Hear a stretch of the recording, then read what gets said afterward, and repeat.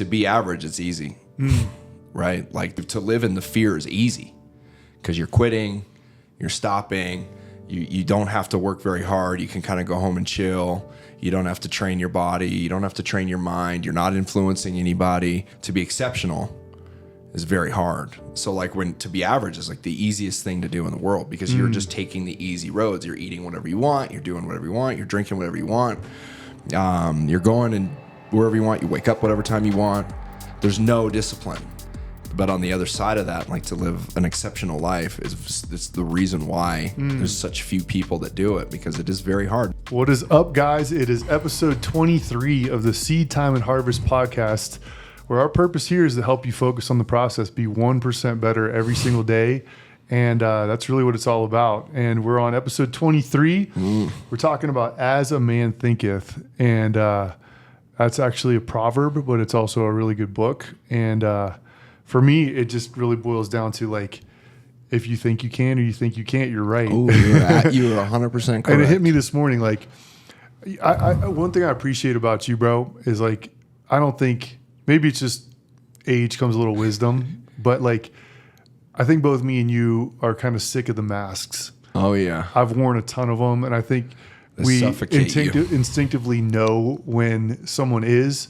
But also, like, I'll see you and I'll be like, hey, well, bro, what's wrong? You'll be like, oh, man. And then you'll see me and you'll be like, hey, bro, what's wrong? I'll be like, oh, I thought I was hiding it. No. But you can see through it. And I think one of the things I always want to do is be transparent. And by, being transparent, you give other people the liberty to do the same thing. And it's like, I've only closed one deal the past 2 months. And that's kind of sucks at the moment. And it's just kind of like you feel the stress of finances pressing in and different stuff. And it hit me this morning, as a man thinketh, especially when you built that life, the nice life you built. I mean, the finance pressure's different. Hits a little different. It is, but that's a sign of growth, right? Like I can't stay where I'm at. I can't stay in a 1-room apartment and be cool with that. Like healthy things grow. And so it's like, just being fully vulnerable. I've been feeling that a lot. And it hit me today. It's like, I'm not the product of my bank account, whether I'm up or down. It doesn't matter. I'm still who I am. I'm a child of God. I'm created for a purpose and a destiny. I'm here to impact the world and change it and make it a better place when I leave here. That's right. And that's not going to change by that. Like, yeah, money's just a tool. It's a lot better when you have it than when you don't. I'm not going to lie. Yeah. Like Zig Ziglar said, it ranks up there with oxygen. But like, when you chase it, it runs from you. And I've chased it a lot of my life. And I realized like this morning, like we were talking earlier, like I just have to take authority over that. Like instead of, oh man, God, please bless me with more. It's like, no. Like I've given you the ability to create wealth. So it's like speak to your mountain about your God as opposed to speaking to God about your mountain. Yeah. And so it's like, it's a complete different shift. It's like you take authority and it's just, no, this is who I am. So I command this to grow and like it is going to grow. And I'm going to keep that faith. Faith is to me is just expecting the good to happen. Fear is expecting the bad to happen. Yeah, man. It's manifestation in the wrong kingdom. Fear is it will have you do some stupid stuff, right? And actually, fear doesn't have you do stupid stuff. It prevents you from doing anything, right? Like, I was listening to.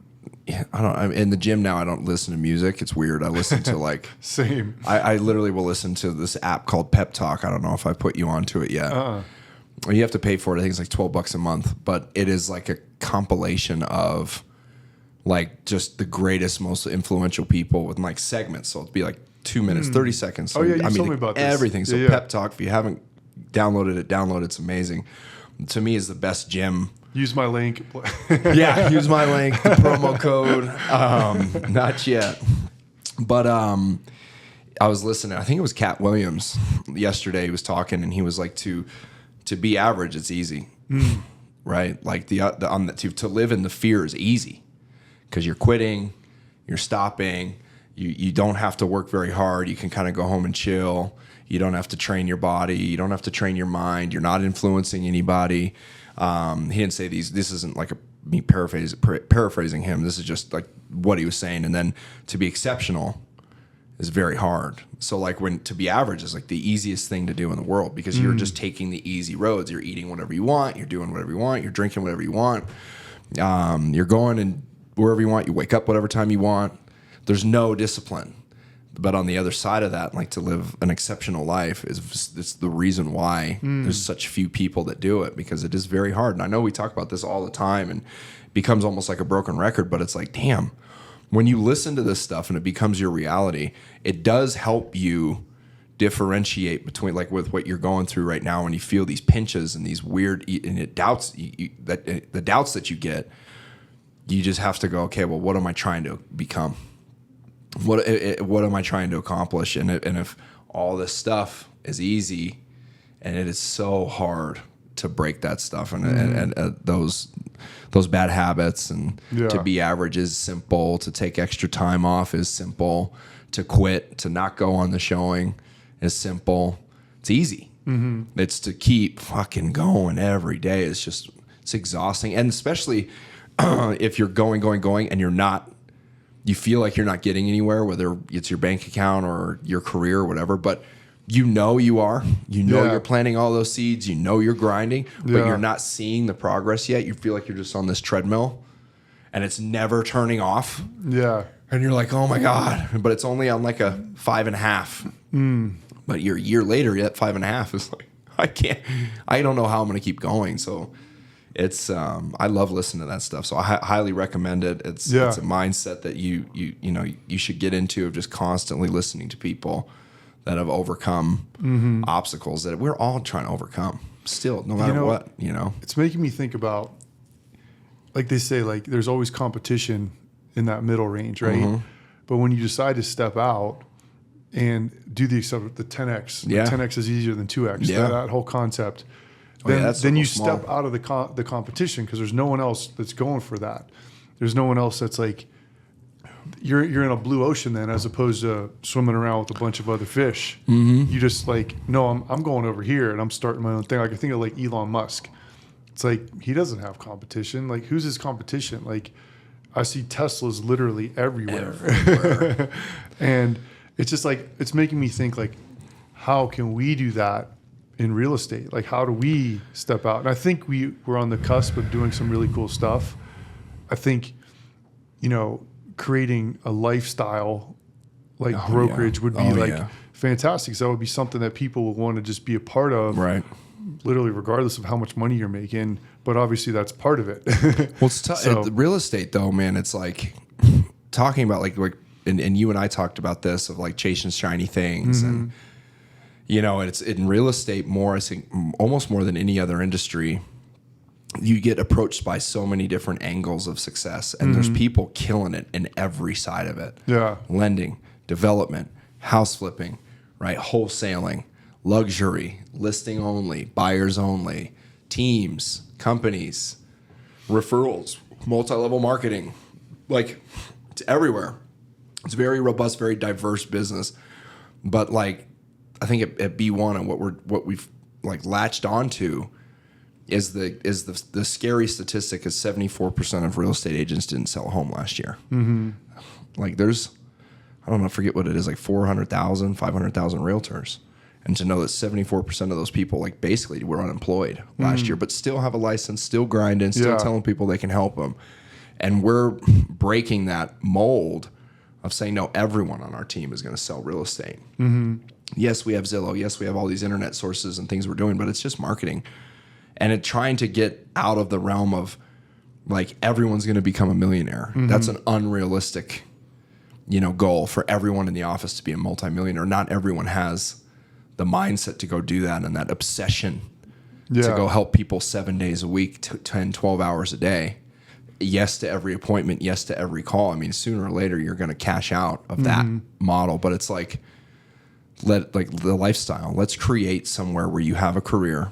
Yes, you might not be making $500,000 a year. And if you and I were to break down who's making $500,000 or more a year in real estate, that list is very small. If you think 74% didn't even sell it, then that list of the people selling it probably are the ones doing very, very well, right? And it's like, it's very difficult, but I feel like we're on the right path. Of just inspiring people to want a career in this game. Yeah. And getting out of the not everyone's going to be a millionaire, but do you want to but do you want to do this? And everyone has different goals, and it's okay. Yeah. I was talking to my some family last night, and she's like I don't know what she is, like a chief executive officer for some massive insurance, kind of like one of the largest insurance companies in the country. And she does very, very well. And she's in leadership, clearly. I mean, she's the CEO. And you would never, if you met her, you would never know that this is who she is. Yeah. But then when you watch her move and how she is, how she responds, that she's constantly checking her phone. She's constantly, the way she speaks on things, how direct she is. You're like, oh, there's that executive boss lady everyone keeps telling me that this woman is. But last night was the first night I actually got to like spend time with her. And I started talking to her about the way she leads her sales teams, because she runs a massive sales organization in insurance. And she's like, you have your top producers, you have your midline producers, and then your people that are either just there for a job and to get a paycheck, and they hunt for their food sometimes. Then they kill for their food sometimes. Then they're not eating sometimes. They take, maternity leave with their wives. They go on these, like they're just kind of in this pool. And she goes, and what she had to do, and you and I have talked about this, is like dilute her expectations for people, because not everyone wants to be the CEO. Yeah. And she said through like her 13 years, whatever she's been doing this, she's had to realize there's only a very, very small percentage of people that have the dreams and aspirations to run shit. And not only a dream and aspiration to do it, the ability. Yeah. Right? So it's like she just treats everyone the way that they treat their career. She's like, so if this guy treats his career and obsesses over it, I'm going to obsess over him. If this lady treats her career as like, this is what I do, but man, come this time and this time I clock out, don't call me. So I treat her like that. If this person's new and they just are here for the paycheck and they love vacations and they hunt when they hunt and they kill when they kill, and that's how I treat them.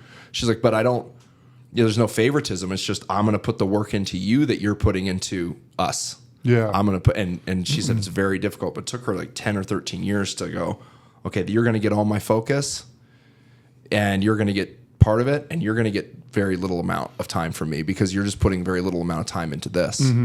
Right. But I'm like, how is that servant leadership? How are you being the grand leader to everybody if you're only treating your top 20% like the king's dinner, and everyone else is getting scraps? And she was like, and that's where downline of management comes in, and that's like the people have to keep everyone going. She's like, but for her time as the CEO, she spends time at the top. Yeah. And then touches everything else. But like her time is dedicated towards the people growing the fruit, plucking the fruit, eating the fruit, divvying up the fruit, and then everyone else's gets a little bit. So it was just really cool to talk to her, because very rarely do you have just like a CEO of a Fortune 500 company just sitting at your spending the night at your house and just hanging out with you. And so I, of course, took that as a time. I'm like, mentor me, and she's my age, she's 40. Yeah. And she's a killer. So, I mean, it was like you learn from people like that. And I think that's where a lot of people, don't want to learn, don't want to ask. And I don't think you've ever had a problem with that. I sure as hell, like, well, I will always ask someone, how do you say this? How do you? I used to. Yeah. Yeah. But then I just got kind of sick of like not having results and just trying to do it. Like you learn through mentors, or you learn through experience. Yep. So I look for someone who's got arrows in their back. Yeah. Like I look at you in a lot of ways like that. Like, hey, what do you think? What do you think? What do you think? Because it's like, that's the shortcut to success. Yeah. And I'm always thinking of ways to, how do I rub elbows with people like that more? Is it, you got to go become a member at a country club? You need to go play pickleball, or, do you just, God, for me, it's like the gym, shit like that. So the gym. It kind of happens organically, in my opinion. But it is your circle, man. I mean, it's so funny. It's just the podcasts and executives and influencers and stuff. It is funny how it's like on repeat. Everyone is saying the exact same shit. Oh, every book. Somebody was saying the other day on some other stuff I was listening to, that if you listen to the influencers or like public speakers of the world, they're essentially preaching the word. It's just different. It's just wordsmith differently. Like everyone's preaching the word of God about how to live righteously, healthy, being kind to people, giving, philanthropy, right? Like every big like business person that's really made it, that's on a platform, they're basically preaching the word. Dude, that's somebody was like, you can say what you want, but go and listen to every Tony Robbins. Go listen to even David Goggins, and like anyone that's like really like out there like preaching. That's what they're doing. And that's what literally got me back into reading the Bible, because I used to see these themes. I'm like, wait, he's saying that. I heard that somewhere. And then I'd look it up and be like, oh, this is Proverbs. I'm like, well, why do I need to listen to so-and-so? I just like go to the actual source of it all, you know? But I kind of got tired of listening to I like the Pep Talk app because it's short and sweet, and you get like a lot of good and influential people. But like, I did kind of move away from like the self-help books. Yeah, and they do help thyself, depending on where you're at in your life. But like, I honestly was just kind of done with it. Like I'm more like philosophy, and I've been paying more attention to like the stuff you're sending me, like with history and what's going on, like where we come from is, you know, where we're going. Yeah. And I've been diving into all the like the glaciers melting and shit like that, dude. It's so scary. Dude. Well, I mean, yesterday I was getting dry needled and ouch. In intense pain. Just good conversation stemmed from that. And we were talking about that, and she was saying like, I'm a very spiritual person. I grew up like Catholic and like just really kind of went away from that. But like, I believe in a higher power and all this stuff. And we were just talking about literally the same thing. Was that physical dimensions? Yeah. Nice. Yeah. What got me back into this was like literally the personal development world. And I believe like the personal development world doesn't give God credit, but takes his principles, where then like my problem with like the church is they just talk about, oh, just pray about it. But like it says, like, I'm the Lord your God, and I give you the ability to create wealth. Well, it's like, okay, then like, what do I do? Like, do I just pray about it and hope for the best? There's no functionality to it, in my opinion, at least from what like my experience has been. And I'm not like judging that. I'm just saying my own, you know, what I've been through. And I believe like each side kind of like demonizes the other and says, this side's bad, that side's bad. It's kind of like you're Democrat, you say the Republicans are bad. Republicans say the Democrats are bad. And like, well, you probably have a lot of things you agree with. Then they're all eating chicken wings behind the scene. Exactly. Laughing. You know, so it's like, you know, how do you blend both of those? And I believe that's like where the truth is. It's kind of like there's your side, there's my side, then there's the truth. Yep. There's three sides to everything. Every time, dude. It's like that holy trinity again. Yep. But it's like, okay, well, how do we like, what is truth then? If we were all on this journey of becoming the best version of ourselves, that I believe everyone is, on some level, like you talk about. Well, if they're not on the journey, they wish they were, or they want to be. I think me and you are on an obsessive level of this, which is okay, which is, I think, something what you need. But if it's all the same message, well, then like, how do we just apply it, you know? So I don't know, man. I don't know if that makes sense, but I mean, it's, I think right now we're in a time where I always think like people need, like, you know, like on one of our other episodes, we were talking about like the tough love, tough coaching, right? And I got a few pieces of feedback for the handful of people that were like, that actually listened from start to finish. And we're like, man, if I'm, you know, you need to coach me harder. And I'm like, dude, it's not even just that. What I've realized is how lonely everybody is.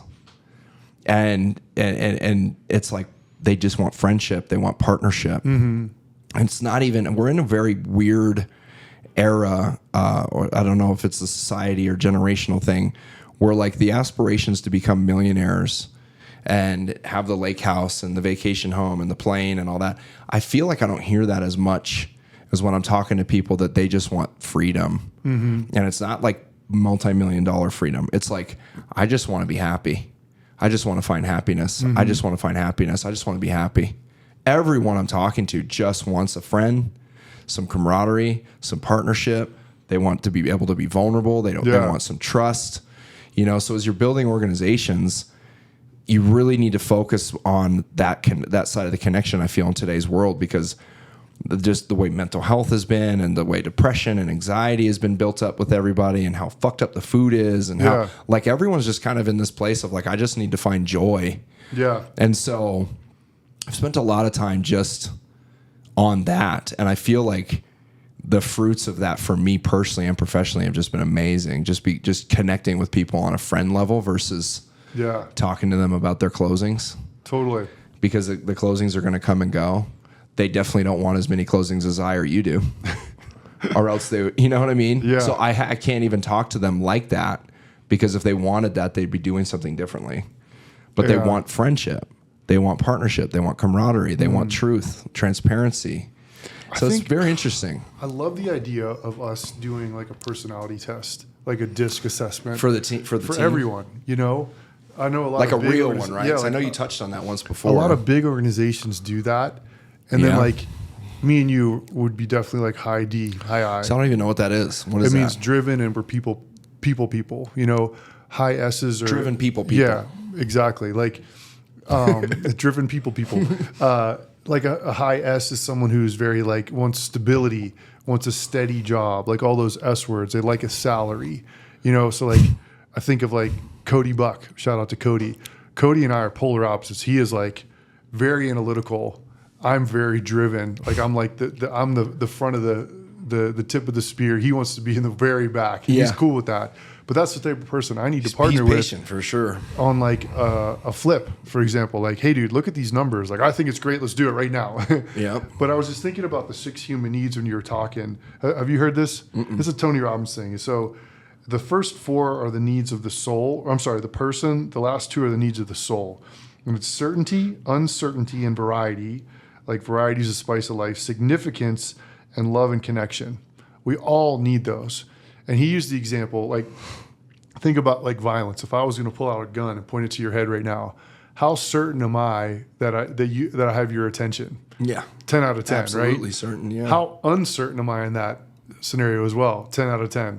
I don't know if that gun's going to go off. I don't know if you're going to attack me. I don't know if the cops are going to show up. Like, there's a high level of that. How significant am I in your life at that moment? You're not thinking about your life insurance or anything else, but like... No, you're probably the most present you've ever been. Yeah. And then how much... We don't have love in that mode. We got connection. We are intimately connected. Yeah. So that's why he said, like, violence exists. And he also says, like, that's why people cheat in relationships, unfortunately, because they're not getting their needs met on some level. And each person has a different level to that. Like, my certainty needs are probably pretty low. Like, I like a lot of variety. It's probably why I'm an entrepreneur. I've always kind of just swung for the fences. I have a high need of significance. Like, I want to be significant. Like, I want to matter. You know, when this thing's done, like, I want to be like, you know, because of Nate, my life was changed. And then all of this love and connection, that's an easy one. Like, we all need a mom in our life, right? And a dad. Like, I think about, you know, people who weren't raised with 2 parents. Like, there's a big miss there. You know, that's why, like, we look at a lot of like gang violence. That's what gangs offer someone, love and connection. Yep. You know, it's family. Like, and especially when someone didn't grow up with that in like a tough neighborhood. But then you think about the needs of the soul or growth and contribution. So like, I need to be growing. I need to be growing or else I'm dying. And then I need to contribute. Like, that's like the level, like they talk about like the levels of manhood, like the warrior is one. I'm forgetting these off the top of my head, but like the sage is like, you need to get to that point where you're giving back. Yeah. And so like, that's what I think we do pretty well is give back. You know, that's why like having a charity, mission-minded business, like having these different ways to do that, that feeds your literal soul, you know, but we got to be growing. And I think that's like as an organization, I think we just have to provide that pathway for people. Yeah. And like, we've had some people jump off the ship, which is cool. Yeah. But like, if it's not the right path, that's okay. But like, hey, we're going this way. Yeah. And that's the way I think about it. Like, I use the example of hiking all the time. It's like, I'm going to the top of this mountain. Hey, come on with me. I'm not going to carry you, but I'm going to help you. Like if I need to help you lace up your shoes, or here's some beef jerky, or here's some water. Like, you know, we need to take a break. Okay, cool. Let's go. Let's review and let's keep moving. But I don't know why that hit me. That was just always something I've thought about. Like, how do you meet people where they're at? But also like understanding people on that continuum of like, where are you at? Like, if you're a high certainty person, yeah, maybe you don't need to do 20 deals a month. I need that in my life. Yeah. Well, I don't need it, but like I want that. But that's also a growth thing for me too. Yeah. I mean, and I think it's so hard because like, I know I'm here for something bigger. You know you're here for something bigger. And I feel like, you know, just as I've been experiencing more of like trying to be present, it's very hard to ignore the fact that we do have like this captivated audience in front of us. And yesterday was probably the first time. I think I even went a little long yesterday with like that little. That's why I didn't talk, because you took it and you needed to get that off your chest. I did, could tell. And but it was like I wanted to really see what our audience was going to think and feel, right? And when I'm up there, I was like, usually what I'll do is I'll kind of graze by everyone's like brow. Mm-hmm. I won't really make like this intense eye contact when I'm up there talking, because sometimes it messes me up. And it was just part of like public speaking courses I did years ago. Yeah. Of like, if you see someone roll their eyes, or you see someone like whisper this, and they're both, and they're talking shit about what you're saying in that very moment, you go off top. You're not as engaged or on point. Pay attention. Hey, what did you just say about me? Yeah. Right? You just get all insecure. I was asking what time it was. Yeah, exactly. And sometimes it isn't even about you. Yeah. They are just talking about something completely different. But yesterday, what we talked about, just for whoever's listening to this, was our team's growing too fast. We're getting too big. I feel like a number. And I was like, I'm going to talk to everyone. I'm going to look at everybody. I'm going to speak from the heart and really just see like kind of who's with us, who's not, because I'll be able to just see right now by saying some of these things. And it was the first time that every single person was just staring at my face. There wasn't a bunch of texting. People weren't writing offers. Everyone was like, oh shit, Alex is like, speaking from the heart, versus like it being this like structured meeting and we're just powering through slides. But it was really cool for me, because I realized something yesterday of like, man, the boat that we're missing right now isn't real estate, isn't leads, isn't income, not splits. It's none of this stuff. That's just real estate. It really is this honing in on the connection with people. And there's so many people that are hurt and broken and confused, where I feel like our biggest impact, you, me, Gunnar, Mikey, whoever's in leadership, is really just being there for people. And that is very hard, because it's not lucrative. And I was on a call. But it will be. It will be. Yeah. One day, right? And you don't even know how to like forecast it, right? There's no business model to it. No doubt. There's no like, hey, make 50 people feel really good this month, Alex, and in Q3 you're gonna 8 out of 10 on feeling good, then you'll make blank. So and I kind of like that more than anything, because it really isn't about the dollar. Yeah. The dollar will come. And someone asked me, I went to go see, and through my divorce, I had a therapist, just family therapist, really good dude. And I think I've talked about him before on here. His name's Bryce. Really helped me get through, the hardest part in my entire life, the hardest journey that I've ever had to go through. But he only took clients that had X amount of employees, X amount of stress, X amount of income. You had to fit like a criteria for him to take you on. No offense to a Starbucks barista, but this was his analogy, not mine. I don't help the Starbucks barista. Their stress is nowhere near compared to your stress. Their stress is not discrediting that person's stress. It's just not the same. Yeah. You have to have kids. You have to have there's so many things that comes in. So where you're not just leading an organization, you're also leading your family. To be this messed up. Yeah, exactly. You have to have. You're not messed up enough for me to mess with. Exactly. You have to be this messed Sorry, up. bro. No, that's exactly what it is. And so he invited me to like a group call. Yeah. And on the call were CFOs, CEOs, presidents. There's like 6 of us on there, and then there's me, right? And I'm like, I don't even know what I'm doing on this call. And he was like, dude, you deserve to be on this call. And I never thought of it like that. And I'm listening to these guys. I really didn't say much, because I didn't have much to add to what these guys were saying. But what they asked me was, and they said this question is silly, but what would you do what would you go do today if money was no obstacle? And I just laughed, and I was like, I'm doing it right now. Because this has not been as lucrative as people think for years now. Yeah. Like, we're paying bills, but we're not buying planes. Yeah. We're not buying property. We're not, paying off mounds of debt. Like, we're powering through like everyone else. We've just chosen this path, right? And the allure of it looks like, wow, you guys did 380 deals this year already. You must be killing it. And I'm like, well, the math doesn't math the way that you think. We're doing well, but we're not killing it. Sure. Right? Like, we're doing very well. Not private But jet. but like, if you have dreams of all of these things, you sit in a room full of people that have that. And there's levels, and you go, God, I'm 40 years old, and I'm sitting on the phone call with people that are chartering planes, that do have the Cabo house that they go visit, that their boat in Cabo, that they go fish for tuna every quarter with their families. And I'm like, damn, they're my age. Fuck.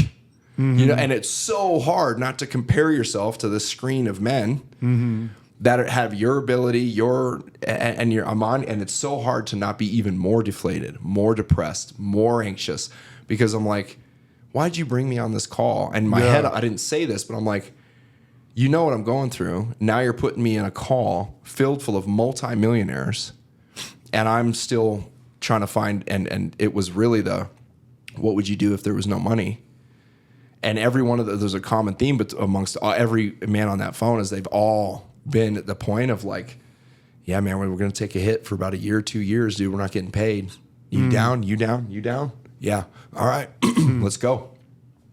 And so it's like, and Isaac has been that voice, and Mikey has been that voice of like, dude, let's just keep going. And we're doing the right things. We're doing right by each other, doing right by them. Let's just keep building this out. And I'm like, God, it's moving so slow, man. It's just like, I'm like, how do we get in 20 markets? And they're like, maybe we won't. Maybe Frisco and Texas is the only market we'll ever be in. Yeah. You know, so it's not what our goal is. And so it's like, man, let's just focus. Let's just keep doing what we're doing and really focus on changing, you know, the lives that we can control in the room and Coach's Corner and everything else, because the more of those lives, and it might not even be financial changes. You know, that's why I think we do need to hit a reset button and be like, you know what? Like, yes, you need to make money for your family. Money is still going to always be an obstacle that we have to live. But kind of getting it's a byproduct. Kind of getting away from the like, I need to make $1 million. Yeah. And just like, okay, like, let's just take care of this. I'm going to make sure I got all this paid. And what do you need? What do you need? What do you need? And serve. And I'm just curious to see like what happens if we do this shift and kind of get out of the millionaire like headspace, because I think we're impacting enough people over the next few years that's just there, dude. You know, so many thoughts, but like when you first started down this path, like I was thinking about what I told you the other day, like when that therapist was needling me, he just like rambles on and doesn't listen to me. I'll say something, and he doesn't. And it made me think like he just did the same shit to me too. Yeah. And it's like the greatest gift you can give someone is your presence, right? And like, you know that. I think that's what I do well with clients is they know I'm actually listening to them. And it's been like something I'm really trying to work on. You have to work on it. Oh, dude, it's like a constant, like I'm not just like thinking, what's the next thing I'm going to say? I think this podcast has really helped me with that. Dude, I've been thinking about it the whole time we're in here of when you're talking, instead of thinking about what I'm going to say next, just let it go where it goes. Just listen to you finish. Yeah. And like, that's the greatest gift you can give someone, because you know when someone isn't actually listening to you. And so it was like, that's what people are craving, that connection piece. Yep. So it's kind of like, no stopping the 1,000 things I have to do and being like, no, okay. Like, I think that's a gift right there. And that's a superpower when you make someone feel heard. Like you were talking about Elon Musk again, about how he does that with his different employees and his different people, you know? And that's like a big one right there. Think about that.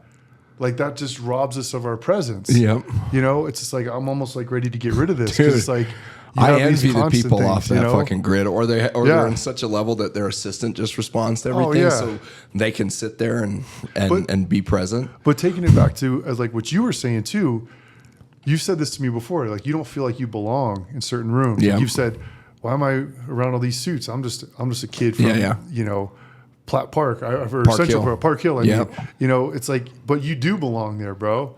And it goes back to the title, this like, As a Man Thinketh. If you believe you're meant to be part of this group, like you are doing some crazy stuff. Like you created an event that was 13,000 people in fitness. How many people have done that? Yeah. Like I aspired to do a lot of that stuff, and I was doing it on a different level in a different way. But it's like, if you discredit yourself from it, then you don't belong in that room. Yeah, that's true. And then it's just like, no, this is who I am. I'm meant to be here. Maybe I'm not as wealthy as so-and-so, or I don't have the private jet, but he's going through stuff as well. And it's just, we're all this human connection is what we're really craving. Dude, and it's so funny because you hear like you hear all these people talking, and like lately, like all of our, like all of the matinee idols that we've had, like the Will Smiths and the Jim Carreys and the Tom Cruises and Brad Pitts, like just like the guys we grew up with watching, Sylvester Stallone, Arnold Schwarzenegger.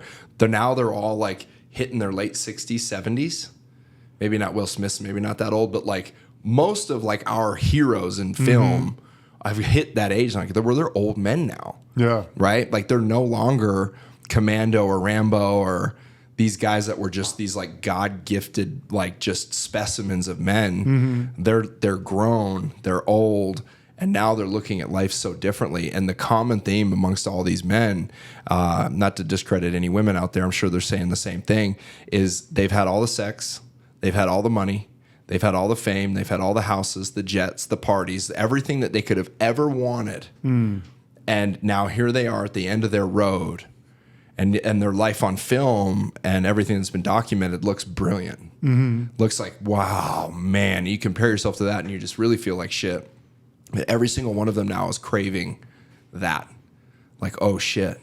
Contribution. I just need to be relevant with my family, with my close ones. When I'm talking to someone, I need to be present because I'm running out of time. My kids are grown and out of the house. My wife and I are older and alone in our home, big mansion. Like you can see in their documentaries and everything that's going on, like all they're doing now is craving real human connection. Because throughout their whole careers of just material and sex and drugs and rock and roll, nothing was real. Yeah. It was all like fly by night, fast. Let's get it now. Okay, don't know who you are tomorrow. Yeah. And there was no substance to anything they were doing. Even the money was come and going. Yeah. Right. And so that is what, and I feel like even today in like AI, social media and everything, the reason why human connection is making this comeback is because people are fucking lonely. Yeah. There's nothing real anymore. We're more connected, but more distant. Right. Well, we've never been more connected, and we've never been so disconnected ever in the history of the world, right? And so it's like, I think that we're onto something. If anyone's listening that runs teams or businesses, like you better start diving into your people. Yeah. I think a lot about that with real estate, dude. It's like the house I'm living in probably is not going to be here in 100 years. Like we build so cheaply now. We'll be underwater. I don't know about that, but hopefully not. Probably not. But like you think about it, it's Florida like, maybe. Like you look at a home that was built 100 years ago. Like I love going downtown and seeing these homes that are like solid brick all the way up. Like we just don't build like that. But it's like it's still selling for $2 million. Like, or a tornado comes through and that thing's gone, or a fire. Like you never know. But it's like, what are you building that's actually going to last? Yep. And I heard someone say once, like your legacy is what you leave in someone, your inheritance is what you leave to someone. And that's what I really want, bro. Like I want that legacy and also that inheritance for my great grandkids to be like, man, my Papa Nate, like he did this, and or like he taught this and then he taught this, and I heard stories about it, and it's like, man, it's the decade, scary, bro. This is where the decade is upon us right now. Like, and so I think we have it. We just need to figure it out. Yeah. Really. Together. Yeah. So. Well, I love it, man. This was awesome. Brother. Yeah. As a man thinketh, yes, so is he. Or a woman. Or a woman, yes. Episode 23. As a man or woman thinketh. Exactly. Thinketh. I don't have a lift. Cheers. All right. Peace.